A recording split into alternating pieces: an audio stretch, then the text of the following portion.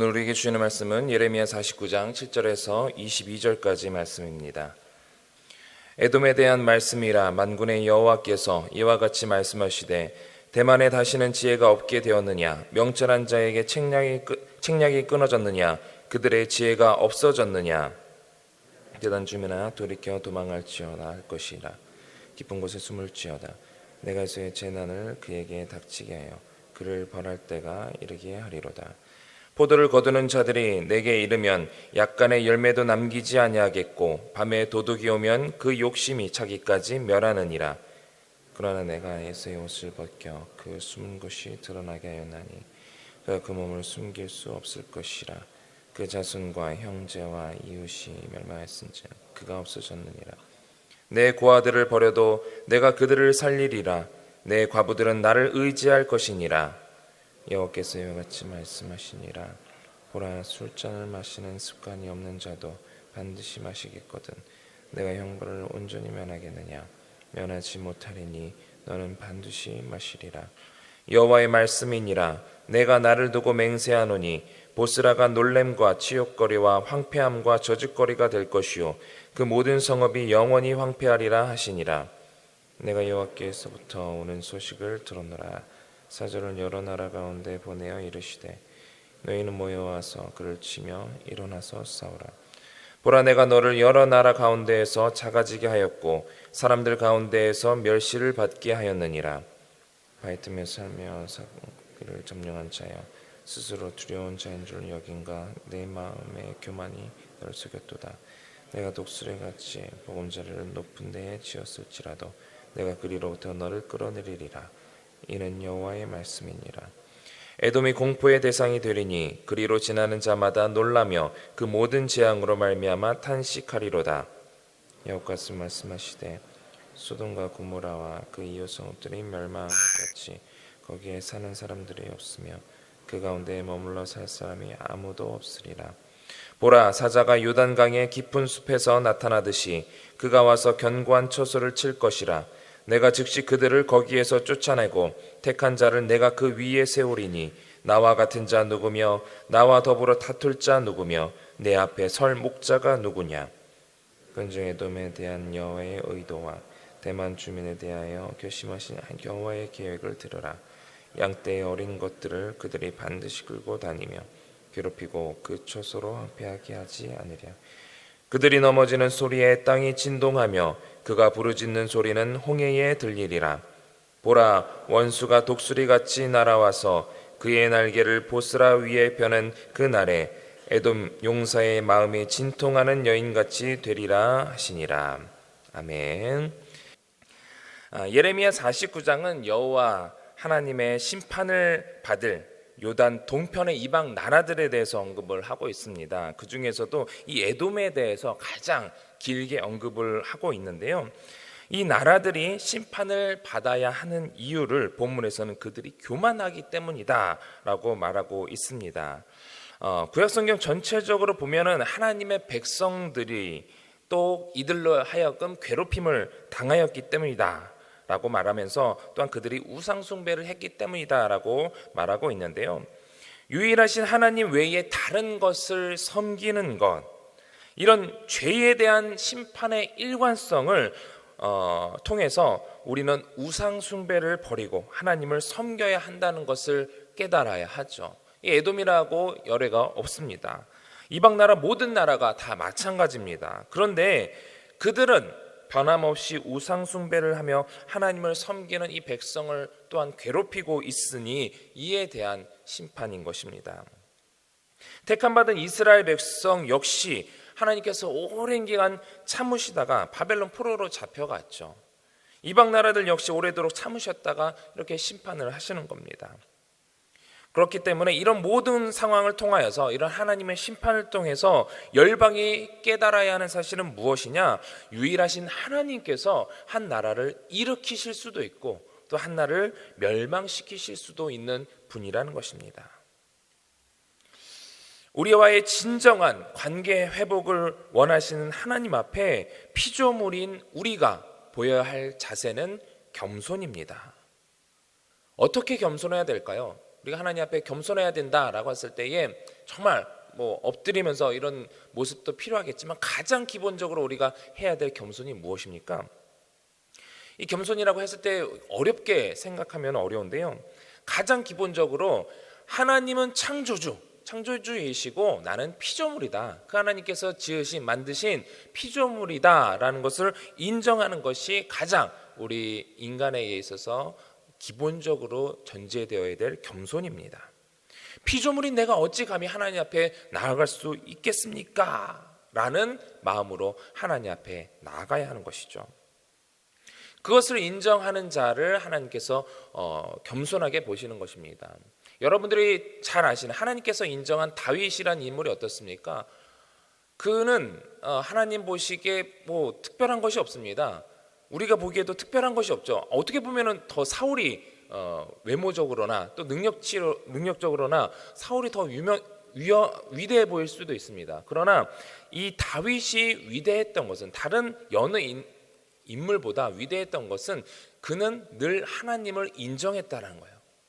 하나님을 인정하고 나는 나 자신은 정말 부족한 사람이다. 그의 시편의 고백을 보면은 내가 어찌 하나님 앞에 나아갈 수 있을까? 나라는 존재가 도대체 무엇이기에 하나님께서 나를 이렇게 높이셨는가라는 것을 보면은 내가 어떻게 감히 하나님 피조물이 내가 어떻게 창조주 앞에 나아갈 수 있을까? 그런 고백이 이 다윗의 고백을 보면 늘 있습니다.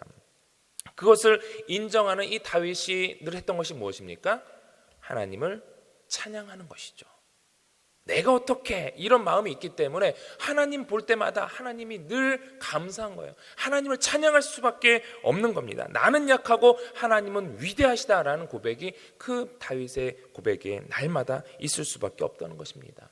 주님 없이 살 수 없습니다. 한순간도 내가 주님 없이 살 수 없습니다 라는 고백이 다윗의 위대함이었다는 겁니다. 그런 하나님께서 우리가 나는 피조물이고 하나님은 위대한 창조주이시고 그것을 인정할 때 그런 하나님께서 우리를 막대하시는 것이 아니라 우리를 사랑하는 자녀로서 때로는 친구로서 받아들여 주시는 것이죠. 이것이 우리가 가져야 할 신앙의 핵심입니다.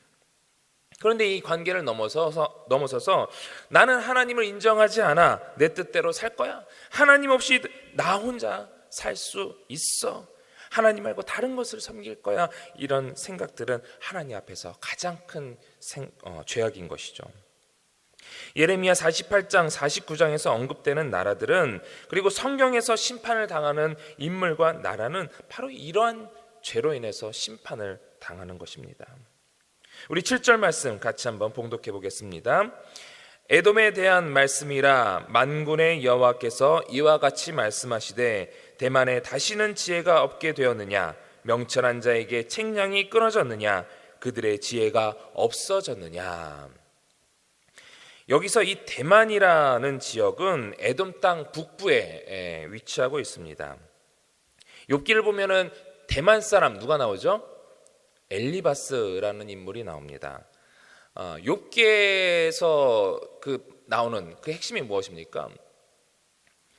엘리바스가 하나님인 양 이 욥에 대해서 네가 무엇을 잘못되고 네가 무엇을 어떻게 해야 된다 이렇게 얘기를 하는 것 아니겠습니까? 그런 만큼 하나님보다 본인이 더 뛰어난 어떤 지혜를 자랑하고 있는 것처럼 볼 수가 있습니다.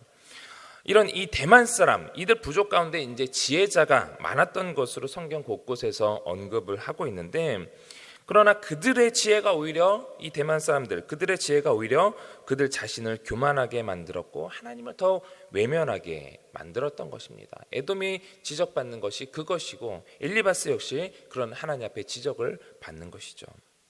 그러나 진정한 지혜란 하나님의 하나님 되심을 알고 또 우리 피조물의 피조물됨을 아는 것입니다. 시편 100편 3절 말씀입니다. 같이 한번 봉독합니다. 여호와가 우리 하나님이신 줄 너희는 알지어다. 그는 우리를 지으시니요 우리는 그의 것이니 그의 백성이요 그의 기르시는 양이로다. 여호와가 우리 하나님이신 줄 당연하잖아요. 그런데 그것을 다시 한번 알라고 말하고 있습니다. 우리를 창조하신 이요 우리는 그의 소유라는 겁니다. 그의 백성이고 그의 기르셔야 그의 기르심, 그의 양육을 받아야 하는 양이라는 것입니다. 7절에서는 지혜가 많다고 하는 너희들에게 이런 지혜가 없느냐? 현실을 똑바로 볼 사람이 지혜가 많다고 하는 대만 사람 너희들 그 중에 하나도 없느냐? 야, 너희들 가지고 있는 그 지혜가 도대체 뭐냐? 그것을 책망하고 있는 겁니다. 그들의 현실은 더 이상 심판을 피할 수 없고 하나님의 최종적인 심판을 너희는 피할 수 없다. 이것을 선포하고 있는데 그들이 가지고 있는 지혜, 그들의 명철 이러한 것들은 하나님의 섭리와 지혜에 비하면 아무것도 아니라는 것을 본문은 계속해서 반복해서 강조해서 말씀을 하고 있습니다. 8절에서는 드단 주민에 대해서 얘기를 하고 있는데 드단 주민아 도망할지어다. 이 드단 주민은 에돔과 긴밀한 상거래 관계에 있는 에돔의 남부 지역 사람들입니다. 이 확정된 에돔의 심판에 너희 휩쓸리지 않도록 너희들은 도망하라. 얼른 도망가라. 에돔에 대한 심판은 분명하다. 이것을 말씀하고 있습니다. 그들의 민낯이 드러날 정도로 완전한 심판을 하시겠다라고 하시며 동시에 11절은 그러한 심판 중에서도 고아와 과부에 대한 긍휼을 보이시겠다 하시는 긍휼의 하나님을 우리는 볼 수가 있습니다. 약자를 보호하는 것이 하나님의 성품이라는 것이죠. 긍휼의 하나님 앞에 하나님의 심판이 선포되었을 때 회개하는 것이 이들의 또 해야 될 부분인데 여전히 우리는 하나님 없이도 살 수 있다 라고 하나님 앞에 나오기 때문에 결국 이들이 심판을 받는 것입니다. 이런 하나님의 성품 앞에 긍휼의 하나님 앞에 에돔 민족이 내오는 것이 무엇이냐? 에돔에 대한 심판의 메시지를 담고 있는 오바댜 말씀에 이렇게 말씀하고 있습니다. 오바댜 1장 3절에서 4절 말씀 우리 같이 한번 읽겠습니다. 너희 마음의 교만이 너를 속였도다. 바위 틈에 거주하며 높은 곳에 사는 자여, 내가 마음에 이르기를 누가 능히 나를 땅에 끌어내리겠느냐 하니 내가 독수리처럼 높이 오르며 별 사이에 깃들일지라도 내가 거기에서 너를 끌어내리리라. 여호와의 말씀이니라. 오바댜 그 한 장에 걸쳐서 계속해서 또 에돔의 심판에 대해서 말씀하고 있습니다. 이처럼 인간이 아무리 지혜를 추구하고 그것을 의지하려고 해봐야 하나님 앞에서 의롭지 못하고 부끄러움을 당하고 망하게 된다는 사실을 잊지 마시기 바랍니다. 또한 에돔은 이 강한 군사력과 함께 요새를 지닌 나라였는데요. 이 오바댜 말씀과 똑같은 동일한 내용의 말씀이 이제 오늘 본문의 16절 똑같이 고백되어 있는데 16절 같이 한번 읽어보겠습니다. 바위 틈에 살며 산 꼭대기를 점령한 자여, 스스로 두려운 자인 줄로 여김과 내 마음의 교만이 너를 속였도다. 내가 독수리같이 보금자리를 높은 데에 지었을지라도 내가 그리로부터 너를 끌어내리리라. 이는 여호와의 말씀이니라.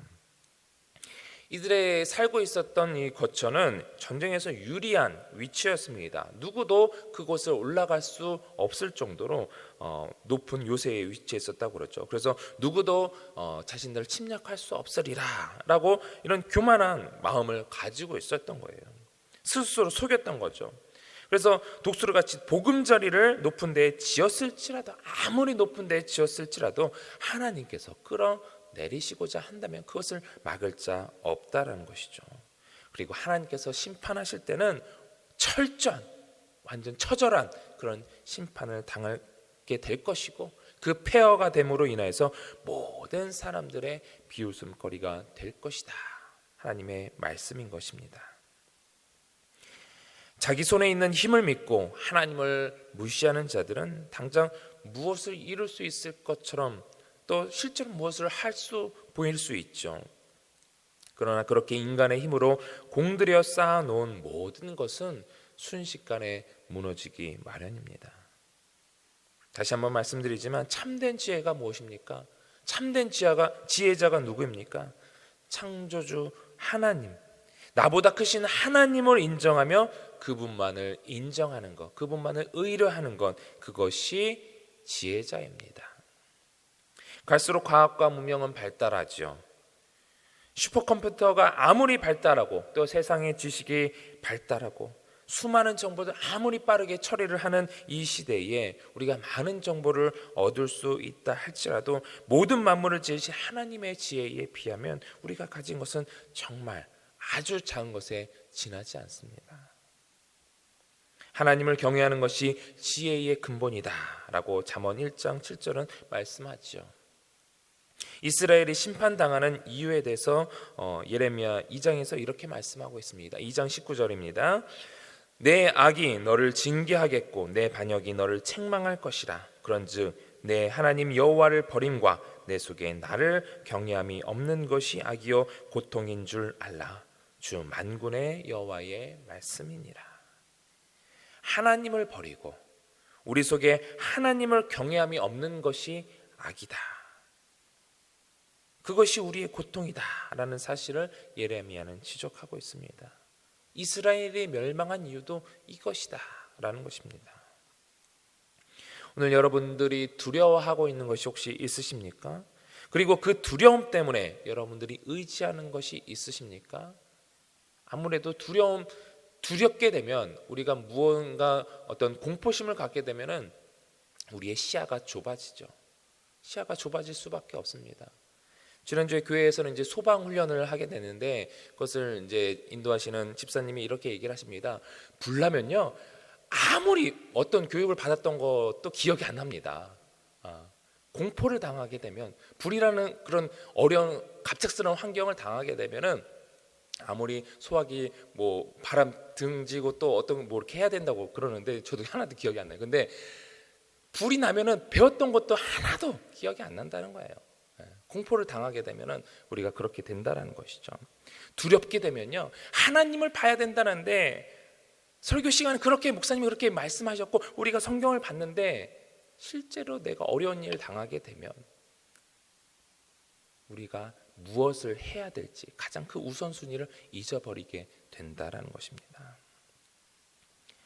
그렇기 때문에 우리는 늘 하나님을 찬양하고 비가 오나 눈이 오나 어떤 어려운 상황 속에서 내가 하나님을 의지하고 감사해야 되는 그 모든 상황에 하나님께 감사하는 것 당연하지만 우리가 어려운 순간에도 특별히 이 코로나19라는 이 바이러스 이런 환경 속에서도 늘 이제는 조금 많이 무뎌졌어요. 무뎌졌기 때문에 내가 하나님을 찬양하는 것이 아니라 무뎌지든지 처음에 어떤 상황이든지 또 다른 어떤 상황을 우리가 겪게 된다 할지라도 그래 내가 의지할 것은 하나님뿐이지 주님뿐이지 그렇게 고백할 수 있는 여러분들이 되시길 바랍니다. 목에 칼이 들어와도 그래 죽일 테면 죽여라 내가 의지할 분은 하나님인데 내 목숨도 주님 것이요 내가 살아도 죽어도 주를 위해 살리라 라는 그 고백이 여러분들 가운데 있으시길 바랍니다.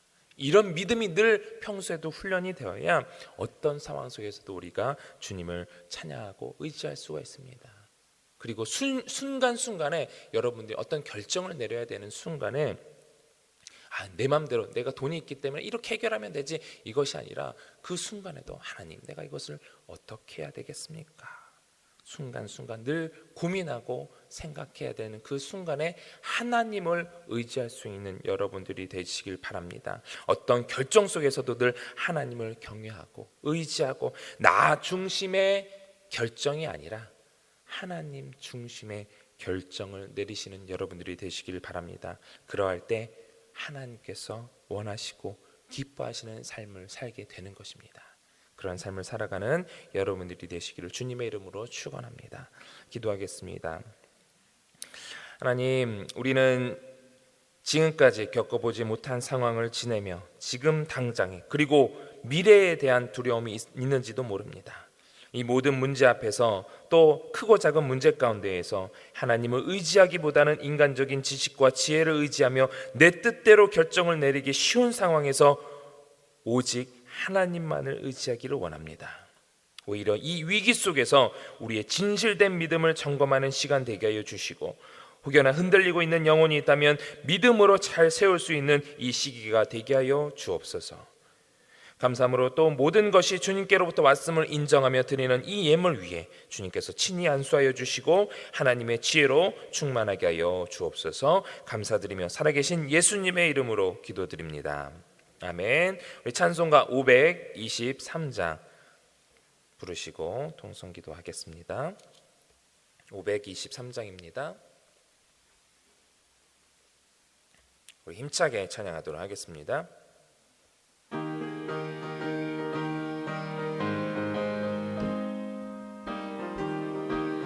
우리 박수 치면서 찬양하겠습니다. 어두운 죄악 길에서 목자 없는 양같이 모든 사람 길 찾아 헤맨다.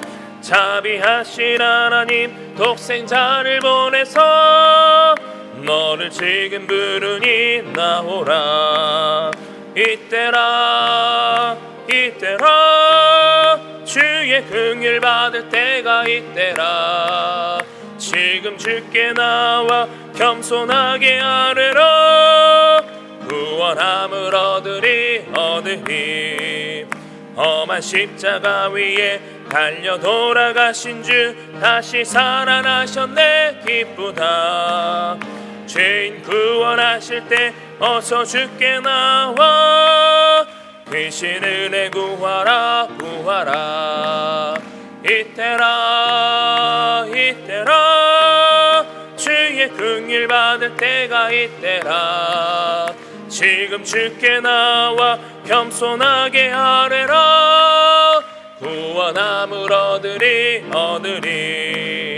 주의 귀한 말씀에 영원 생명 있나니 주님 너를 용서해 주신다.